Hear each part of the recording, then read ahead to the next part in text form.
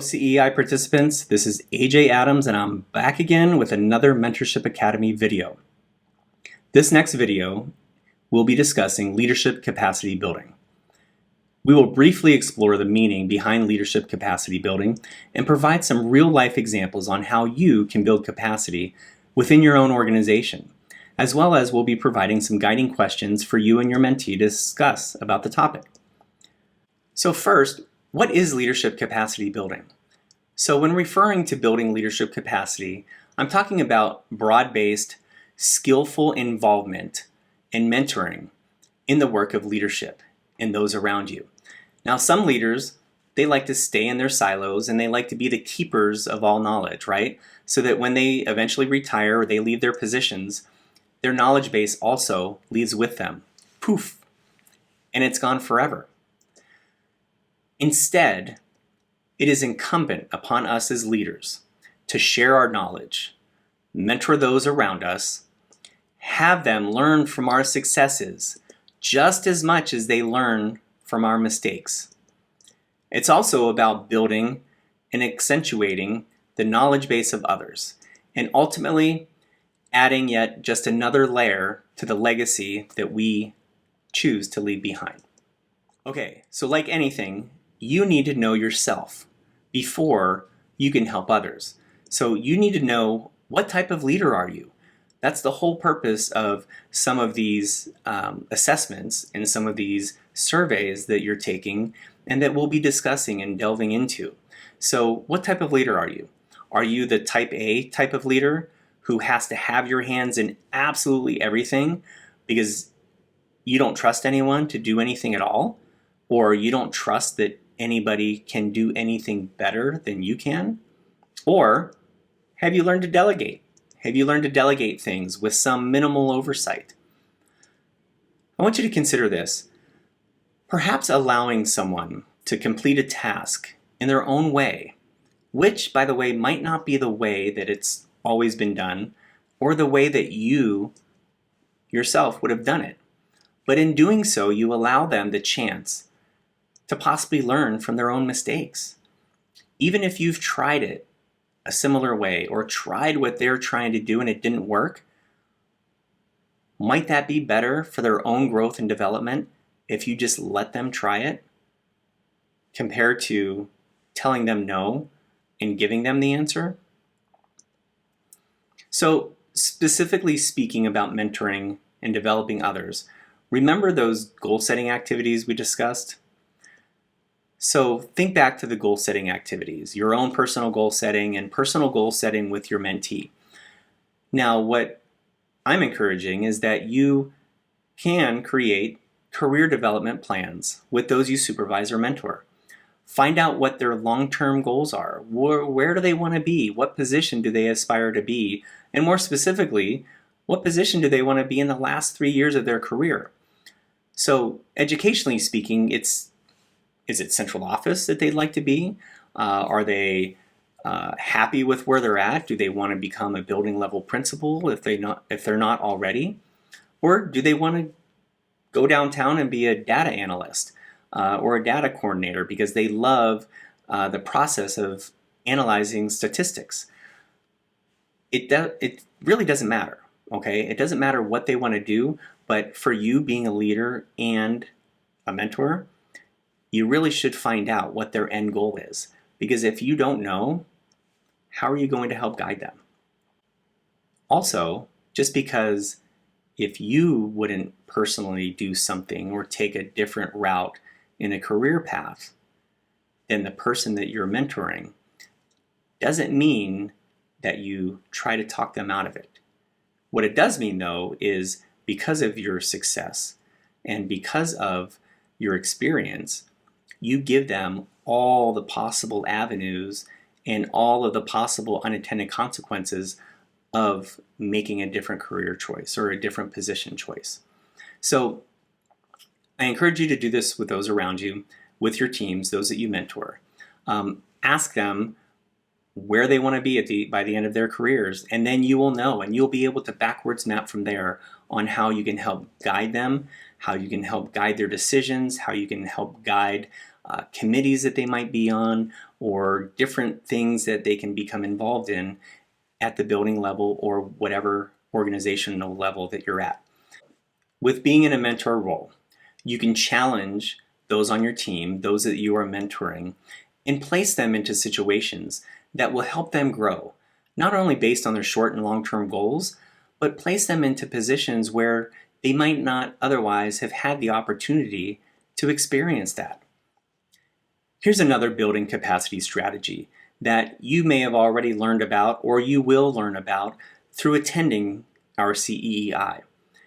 This is also one of the many things that I've learned from Pete Gorman and Jim Hager over the years, and that is to develop, refine, and practice your personal story, your job application materials, which encompasses everything, resume, cover letter, and also your interviewing skills. And doing that way prior to actually applying for a job that you want.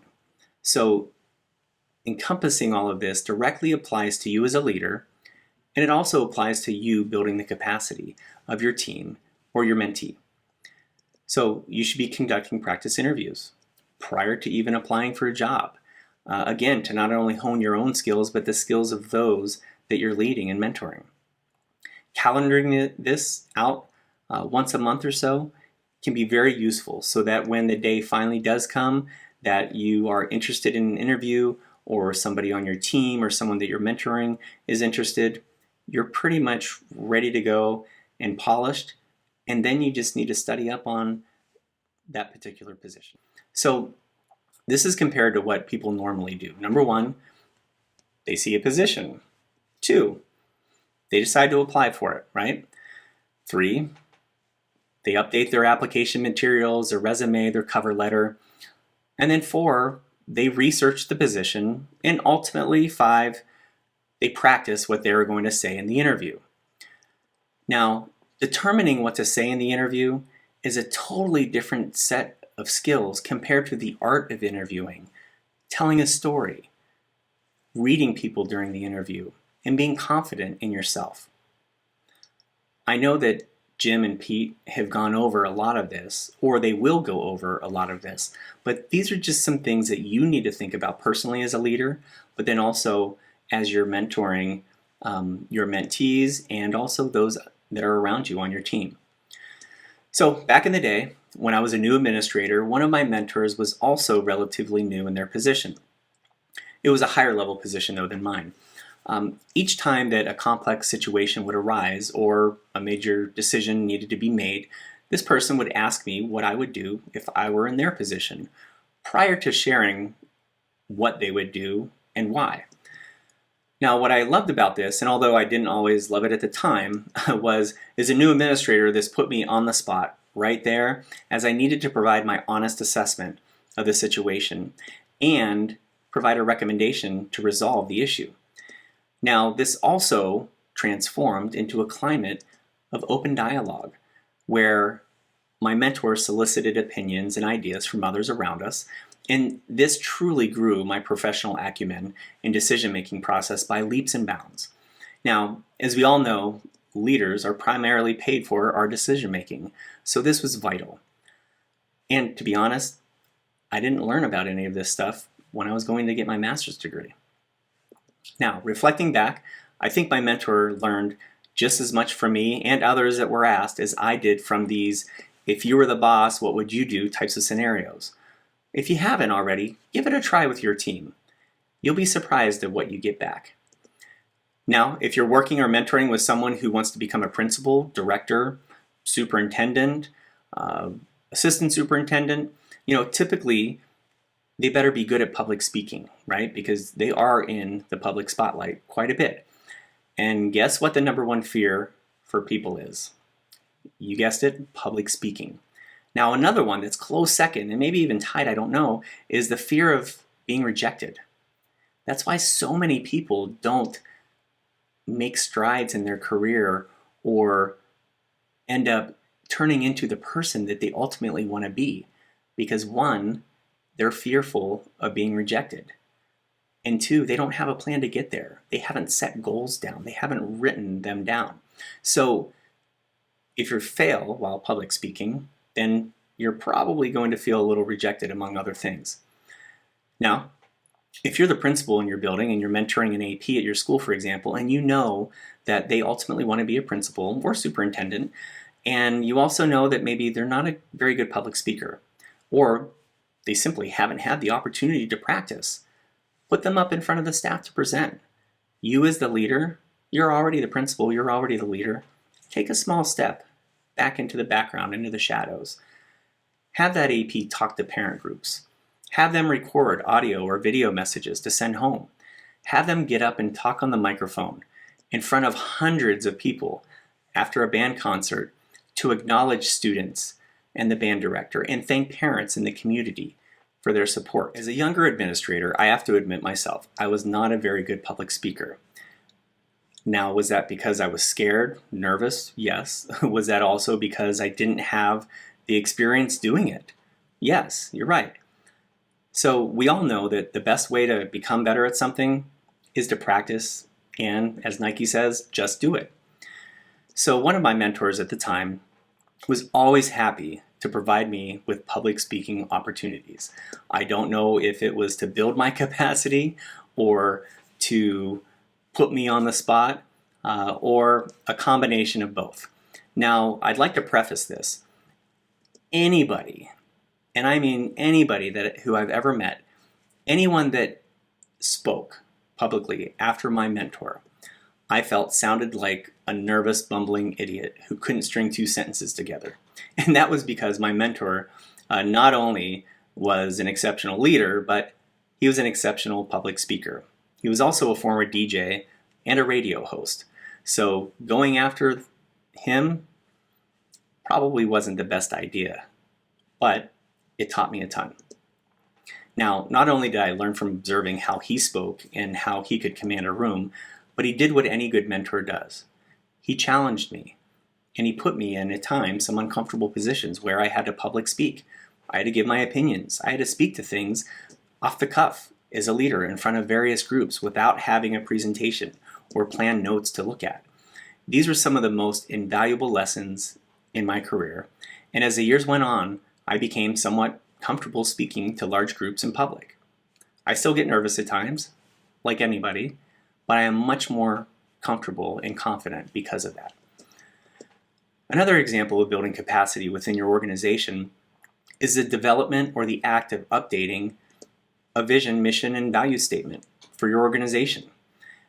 It could be your school, your central office division, business, or any organization for that matter. Those statements that you typically will see on a wall somewhere or on a building, they really shouldn't be developed by one singular person, by one leader, nor should they be based on who the current leader is or what they value. These should be created and authored through the input of all stakeholders and developed in a way as these are our foundational beliefs and the way that we're going to conduct business on a daily basis, no matter who the leader of the organization is and no matter what the current climate is within our organization. Let's talk about delegating and capacity building. If someone else on your team can do the job 70% as well as you can, delegate. Now, this might sound a little controversial, and reactions about this vary from leaders all the time, which some can be brutal. I've heard some leaders say, why should I accept a final product that's 70% as good as if I were to just do it myself? But I have to tell you something. For those leaders who began putting this practice in place, it didn't take long for them to experience the true power and value of delegation. Nothing builds the capacity of your team faster than a plan for delegation. Conversely, a reluctance to delegate insinuates an expectation of incompetence that can leave your staff members feeling discouraged. Let me repeat that. A reluctance for a leader to delegate insinuates an expectation of incompetence that can leave your staff, and specifically your team members, feeling discouraged. Now, as leaders become better at delegating, they end up hovering less, they micromanage less, and a more trusting environment eventually begins to take over. When leaders let go of the, if you want the job done right, do it yourself mentality, A direct result of that is that their staff becomes more empowered. The mentality shifts to shared power, which then liberates creativity. Now, most staff members appreciate opportunities to develop themselves, and they start performing at higher levels than expected. Effective leaders who proactively develop this type of plan aren't surprised then when their employees can do parts of the job better than they can, because it's part of the leadership development plan that they designed. Empowering employees brings new perspectives to the task, and it also brings improvements to the process. Sometimes they bring more creativity, they pay closer attention to details, and they may offer a fresh excitement that invigorates others. Now that you've made the decision, hopefully made the decision to delve into the world of delegating, here are 10 key points to remember when you delegate to build capacity. Number 1, get clarity on what is the best use of your time. Remember, we did talk about this in the goal setting video. You need to be very clear on what is most important for you, your 3 big rocks, right? Your 3 big most valuable goals or your most valuable priorities. Number 2, recognize the talents and value of each person on your team. If you don't ask them, you have no clue.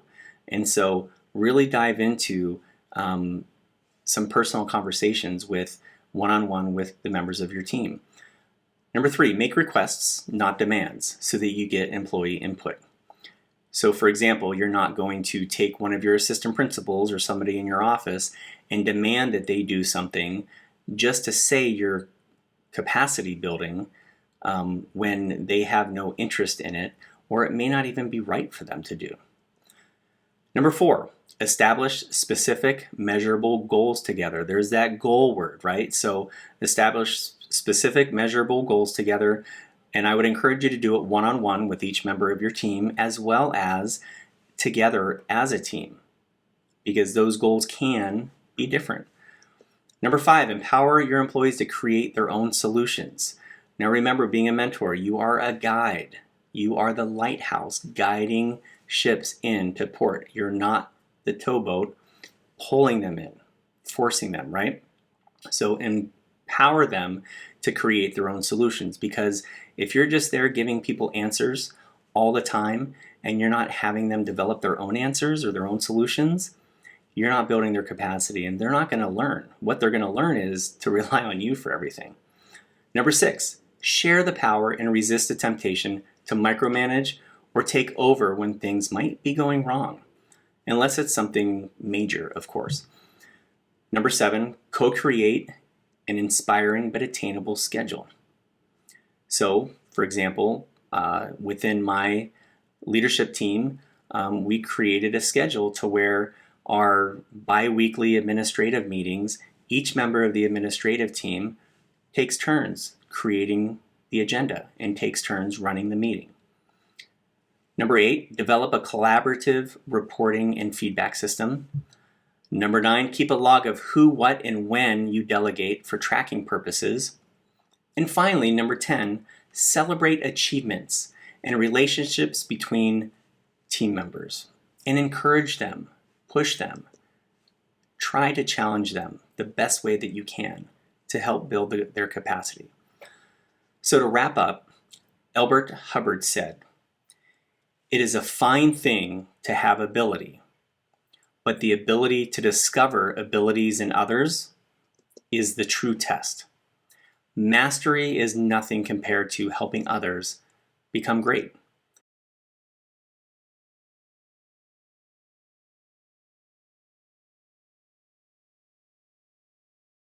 So, as we started out, taking people from 70% competence to beyond 100% has a power all its own. So for you, CEEI participants, your next steps, number 1, just use your reflection sheet, your form, and reflect on your own leadership capacity building experiences, whether they are ones that you've been involved in, like our CEEI program, or ones that you've developed yourself to build the capacity of others around you. Number 2, think about what I discussed regarding the art of delegating and see where you fit in that. Is that something that you'd want to try? Is that something you already do, but now it's kind of been put into a better context? Or is that something you don't even want to touch? When you meet with your mentee, here are a few questions to begin your conversation. Number one, ask your mentee if they've ever felt like they were in a system where leadership capacity building was valued. That's the whole purpose of this mentorship program, to be honest, is to create a leadership capacity building environment. Number two, has your mentee ever experienced some of the things discussed in this video to build their own capacity or the capacity of others? Have your mentee reflect on how they can build capacity with their own organization or from within their own specific position. I know a lot of you are teachers, classroom teachers. You are still leaders in your classroom. Now, albeit it might be virtually, but you are still leaders or aspiring leaders. So look for those opportunities within your own position. And we're talking about work now. What about at home? Can you build capacity at home? Absolutely, you can. So last question is you can ask your mentee to list some areas where they feel that they would like to have experiences, really, in order to grow as a professional. I think those questions and just some discussion generated from this video will send you on your way to have some good, meaningful conversations with your mentee. Now, go out there and strive to become a better leader today than you were yesterday. I hope that you've enjoyed this video, and thank you so much for watching.